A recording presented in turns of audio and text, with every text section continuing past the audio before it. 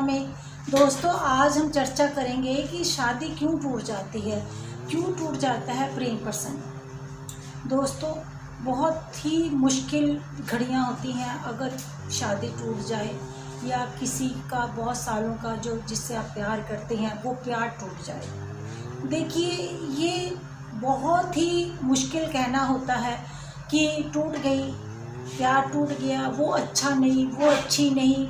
लड़की वाले बोलते हैं लड़के वाले अच्छे नहीं हैं, लड़के वाले बोलते हैं लड़की वाले अच्छे नहीं हैं। दोनों परिवार एक दूसरे को दोष देने लग जाती हैं। पहले दोनों परिवार आपस में बहुत खुशियों से मिलते हैं। जब बच्चों के आपस में नहीं बनती तो दोनों परिवार एक दूसरे पे दोष ठोकते रहते हैं। बोलते हैं कि जब से मेरे बेटे की शादी हुई है तब से मेरे घर में बर्बादी हो गई, जब से मेरे घर में बहू ने कदम रखी है मेरे घर में बीमारियां आ गई, जब से मेरी शादी घर में बहू आई है मेरे घर में तो बिजनेस ख़त्म हो गया। देखिए दोस्तों इतने प्रकार की बातें लोग करते हैं कि आप सोच नहीं सकते कि दिन में कितनी कुंडलियां आती हैं और कितने लोग ऐसी बातें हम लोगों से करते हैं। सबको समझाते समझाते थक जाते हैं कि देखिए किसी का कोई दोष नहीं होता। अगर आपके ही अंदर ये कमियां हैं तभी आपको सामने वाला दुख देता है। दोस्तों कभी भी कोई आपको दुख नहीं दे सकता। अगर हमारी जन्म कुंडली के अंदर हमारे ग्रहों अच्छे बैठे हैं तो आपको कोई भी कष्ट नहीं दे सकता।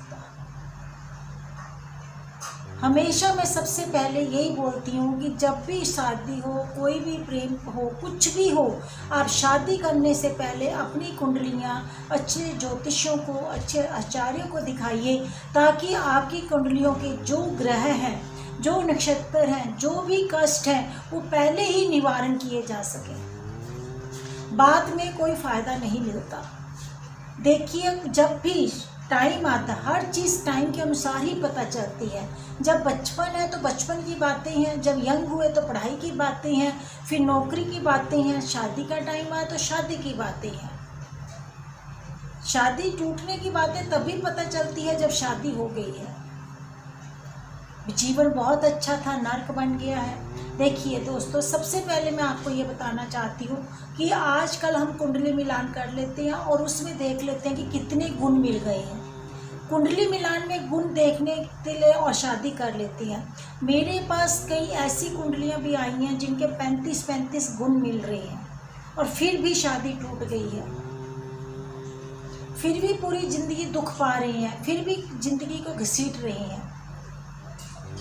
ये सब इसलिए होता है क्योंकि हमारी कुंडली के अंदर ग्रह ऐसे बैठे हुए हैं। दोस्तों जब भी शादी का समय हो पहले सबसे पहले अपनी कुंडली को दिखाएं और फिर दूसरे वाली कुंडली को पूरा दिखाएं। सबसे पहले कुंडली के अंदर लगन को देखिए कि लगन कहाँ पर है, लगन का लग्नेश कहाँ पर बैठा है, क्योंकि लगन जो है वो उसकी सप्तम दृष्टि डायरेक्ट सप्तम भाव पर आ रही है।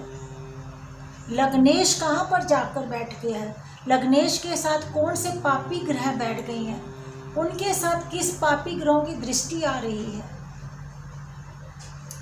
दोस्तों लग्नेश के अलावा आप चतुर्थ भाव को देखेंगे। चतुर्थ भाव सुखी का भाव है, सुख का भाव है, परिवार का भाव है, कुटुंब का भाव है। आपके परिवार में कैसी खुशी होगी, आपकी शादी के बाद कैसा परिवार बनेगा, आप किस परिवार से जुड़ रहे हो, आपका अपना परिवार कैसा है। कई बार तो इसीलिए झगड़ा हो जाता है कि लड़के अपने परिवार से प्यार करते हैं। लड़की कोई बुरी बात नहीं है, लड़का बड़ा हुआ है, अपने परिवार से प्यार करना है, अपने मदर फादर दादी दादा सबसे प्यार करता है। क्यों करता है, इसलिए जुदा हो गए हैं। बहुत सारी बातें होती हैं जिनके कारण वो जुदा हो गई। कुटुंब का पता चलता है, फोर्थ भाव सुखों का होता है। उसके बाद आपको फिफ्थ हाउस को देखना पड़ता है। फिफ्थ हाउस में पहले आप देखिए पढ़ाई देखी जाती है, आपके गुण देखे जाते हैं, आपके प्रेम प्रसंग देखे जाते हैं, सुखों को देखा जाता है। फिफ्थ हाउस के बारे में भी ये देखा जाता है कि फिफ्थ हाउस कैसा है, फिफ्थ हाउस में कैसे कैसे ग्रह बैठे हैं, फिफ्थ हाउस में कैसी दृष्टि पड़ रही है। फिर जाकर सप्तम भाव को देखा जाता है कि सप्तम भाव में कैसे ग्रह बैठे हैं, सप्तमेश कहाँ पर जाकर बैठा है, सप्तमेश के साथ किस ग्रहों की युति हो रही है। सप्तमेश के ऊपर कोई पापी ग्रह की दृष्टि तो नहीं है, पापी ग्रह के साथ तो नहीं बैठ गया। पंचम और सप्तम को देखा जाता है कि आपकी जिंदगी में सुख मिलेगा या नहीं मिलेगा। दोस्तों इन सब ग्रहों को देखने के बाद फिर अष्टम को देखा जाता है कि सप्तमेश अष्टम में तो नहीं जाकर बैठ गया। इन सब चीज़ों को देखने के बाद ही आपके ग्रहों का बारे में पता चल जाता है। जिस तरह से आपने अपनी कुंडली को देखा है, इसी तरह से दूसरे पार्टनर जिनकी शादी होने वाली है उसकी कुंडली को भी देखा जाएगा कि उसकी कुंडली का लगन कैसे है, लग्नेश कैसे है, चतुर्थ कैसे है, पंचमेश कहाँ बैठा है, सप्तमेश कहाँ बैठा है, किसके साथ उनकी युति है।